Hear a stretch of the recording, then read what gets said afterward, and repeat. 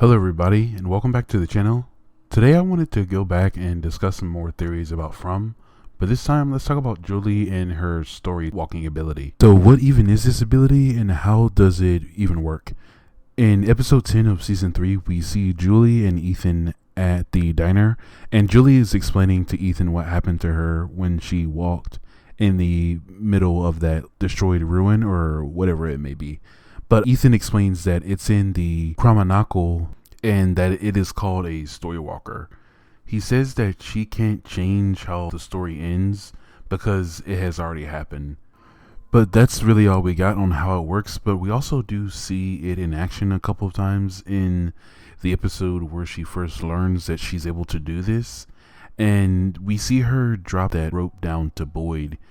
But initially I thought it was her using her power, but now I'm thinking that that was just part of the normal history. Like that is meant to happen, like no matter what, that she was going to always be the one to drop down that rope even if she didn't acquire her powers. And we also see her in that same episode, which I think it was actually her ability this time, but she uses it to travel to when Tabitha and Victor were in the tunnels, like exploring it, trying to find clues for the Ankui kids. We can hear them speaking in the background, and Julie is somewhere in that tunnel system as well, and she calls out for Tabitha, but she does not get a response though. But what happens at the end of season 3, that can tell us a lot of how her powers actually do work. So we know that she can't go forward in time because that would be technically creating a new story if we're keeping it in Ethan's terms.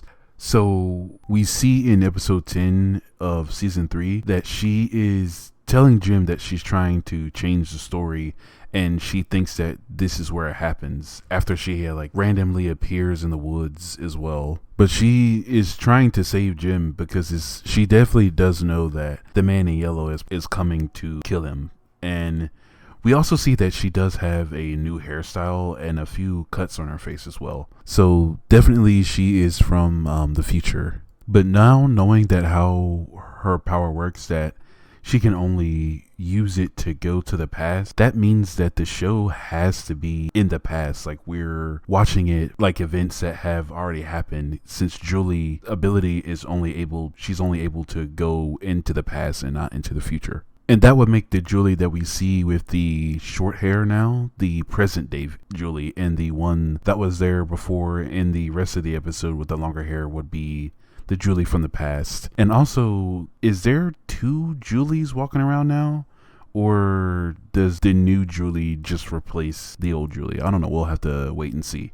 Now, I wanted to take a look at season 1 during episode 2. We see one of the monsters. He is a young looking male, and he asks Julie, don't you recognize me? And when he says that, Julie does freeze up and kind of just stares at him. A lot of people were thinking that could just be like a lore tactic, but I think it's definitely someone from probably, the beginning cycle, because he is a monster, so he would have had to been the ones to sacrifice his children or a child to the entity. If you've seen my last video, I talked about where the talismans might have came from someone that we can see in those pictures in the cave drawings. There's two people that we see that are standing outside of the ritual here in this picture right here. And if Julie did go back to the beginning, like the very first cycle or whenever the children got sacrificed, what if she was the one to drop off those talismans in that cave to where Boyd could just easily find them, since she knows that Boyd does go in there and finds them. Eventually, I'm pretty sure she gets told that. And lastly, I think there could be more story walkers in the story as well. We see in the scene when Julie discovers that she can story walk, we see Marielle and Randall is also in the dungeon with her.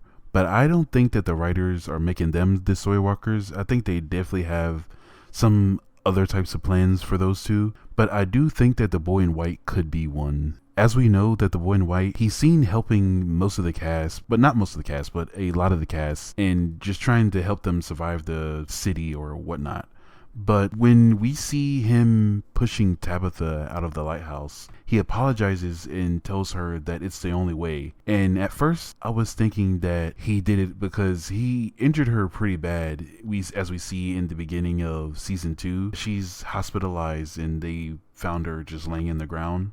And yeah, that's what I thought that he was apologizing for, was for that.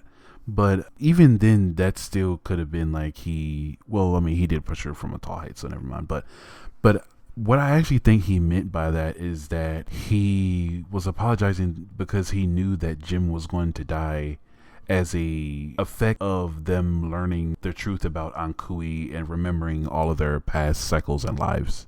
But also, the man in yellow could also possibly be a Storywalker as well, because we see him just kind of appears from like thin air when he tells Jim that Jade can play that tune and it sure is a good song. But he's also is wearing like clothes from the 60s, so he could be from like an earlier cycle. But I'm sure we'll get to the truth of that when season 4 comes out. But that's all that I have for this video. What do you guys think? Could there even be more Storywalkers out there, or could there even be someone that could like write new stories and travel to the future? But who knows? But as always, I'll see you guys on the next one, and thank you for watching.